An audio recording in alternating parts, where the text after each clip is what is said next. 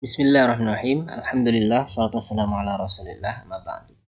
Para peserta didik yang berbahagia, ya setelah ujian modul, kita lanjutkan materi kita tentang pelaksanaan pengurusan jenazah. Ya, ini setiap kita karena muslim ya wajib tahu ya, karena hukumnya adalah fardu kifayah. Ya, jadi setiap kita harus mengetahui hal ini bagaimana sesuai dengan petunjuk Nabi Shallallahu Alaihi Wasallam. Kullu nafsin dha'iqatul maut. Kullu nafsin dha'iqatul maut thumma ilayna turja'un. Ya, kullu nafsin dha'iqatul maut. Tiap-tiap yang bernyawa pasti akan mengalami kematian. Ya, siapapun itu.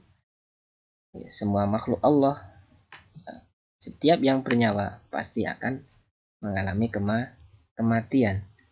Ya, oleh karena itu, maka kewajiban kita adalah beribadah kepada Allah Subhanahu wa taala. Maka usahakan kita taat kepada Allah Subhanahu wa taala. Kemudian jika ada yang meninggal di satu tempat tersebut, maka kewajiban kita adalah mengurus jenazahnya.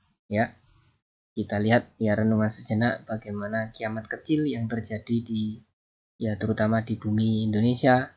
Ada gempa bumi, tanah longsor, banjir, tsunami pernah juga terjadi, gunung meletus dan lain sebagainya. Maka semua yang bernyawa akan mengalami kematian. Hidup ini hanyalah singkat saja, tujuannya adalah akhirat. Ya, oleh karena itu berbaik-baiklah hidup di dunia ini dengan sebaik-baik mungkin, ya menuruti perintah Allah dan Rasulullah SAW agar hidup kita di dunia bahagia, juga di akhirat bahagia. Nah, kita masuk ke kewajiban umat Islam terhadap jenazah. Hukumnya adalah fardu kifayah. Maksudnya apa? Apabila berlaku kematian di satu tempat, maka wajib kepada orang Islam yang hidup di sekitar wilayah tersebut untuk mengurusi jenazahnya. Sekiranya tidak ada yang mengendalikannya atau mengurusinya, maka masyarakat setempat akan berdosa. Ya, itulah fardu kifayah. Tapi jika sudah ada yang mengurusi, maka gugurlah kewajiban yang lain. Ya. Nah, kemudian sebelum mayat itu dimandikan, ada beberapa hal yang harus diperhatikan, yaitu seperti berikut. Yang pertama, pejamkanlah matanya dan mohonkanlah ampun kepada Allah Subhanahu wa taala atas segala dosanya.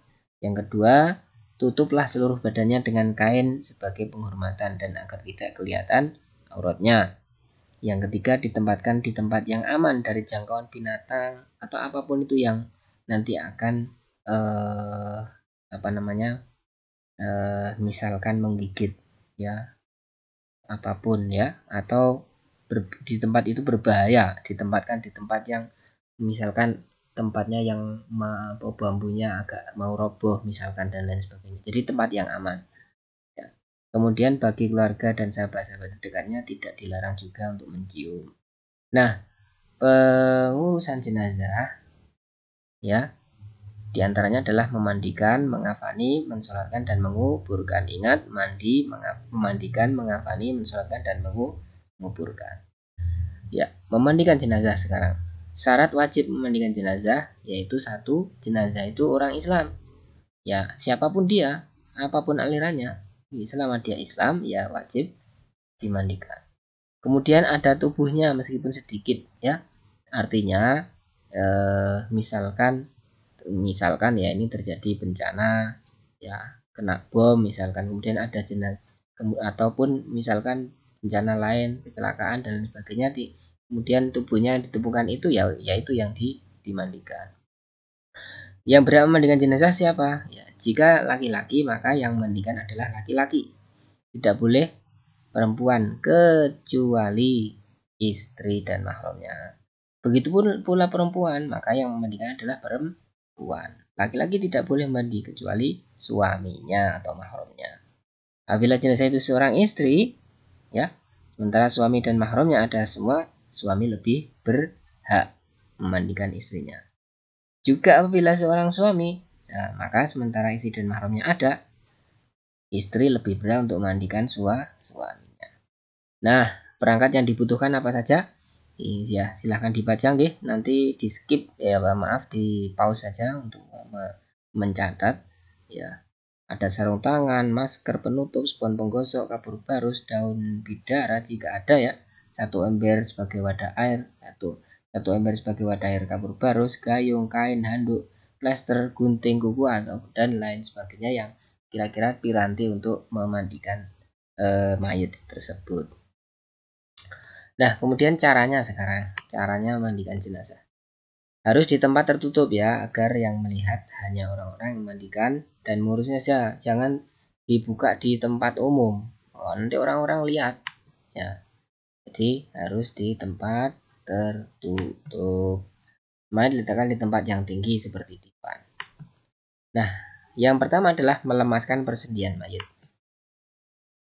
Ya, melemaskan persendian ini hikmahnya untuk memudahkan ketika dimandikan. Caranya dengan merentangkan tangan, lalu ditekuk, dan direntangkan pundaknya lalu ditekuk, kemudian pada tangan yang satunya lagi. Demikian juga dilakukan pada kaki, kakinya juga pegang lalu tekuk, kemudian direntangkan sebanyak 2 kali atau 3 kali. Tapi pelan-pelan ya, sampai ia mudah untuk dimandikan. Hikmahnya apa? Ya, hikmahnya supaya tadi itu tidak kaku, ya tidak sakit. Dan hendaknya berlaku lemah lembut pada mayat karena Rasulullah SAW bersabda, ya, memecah tulang orang yang telah meninggal dunia adalah seperti memecahnya dalam keadaan hidup, dan ya kasihan gitu kan. Ya, kemudian yang kedua adalah melepaskan pakaian di badannya, ya, yaitu pakaian mayat ketika meninggal itu disunahkan untuk dilepaskan ketika ia baru wafat, kemudian ditutup dengan lidak atau kain semisalnya. Nah, cara melepaskan pakaian jika memang sulit dilepaskan maka dengan digunting hingga lepas jika memang sulit. Yang ketiga, menutup tempat mandi dari orang banyak, ya itu tadi ya. Jadi jangan dibuka di tempat umum.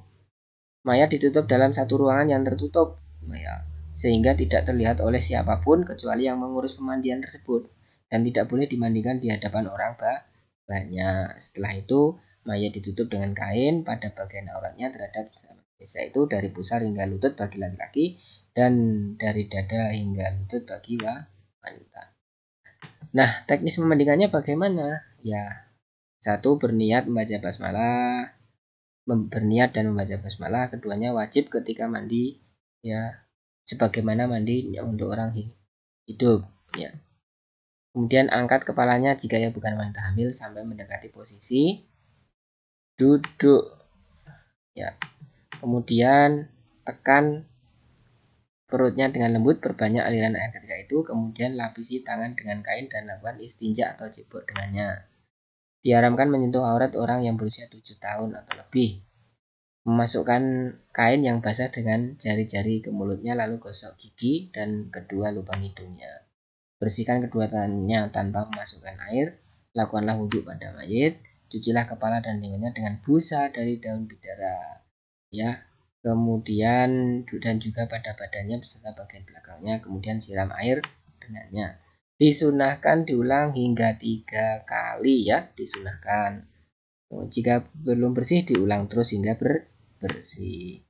Nah, sisir rambut, kemudian sisir rambutnya disunahkan menggunakan air kapur barus dan bidara pada siraman yang terakhir. Disunahkan juga untuk menyemir rambutnya, ini sunnah ya, dan memotong kumisnya serta kukunya jika panjang. Ya, poin tambahan adalah yang wajib dalam memandikan mayat adalah sekali, tapi disunahkan untuk 3 kali atau lebih dari itu jika dibutuhkan. Untuk jenazah wanita dilepaskan kain rambutnya dan dibersihkan, kemudian dikepang, ya, menjadi 3 kepangan dan diletakkan di bagian belakangnya. Jika tidak memungkinkan mandi maka diganti dengan tayamum, ya. Maksudnya misalkan dikhawatirkan tersayat tubuhnya, tidak ada air misalkan dan lain sebagainya, silahkan di pause. Demikian saja, insya Allah kita setelkan video prakteknya pekan depan. Demikian.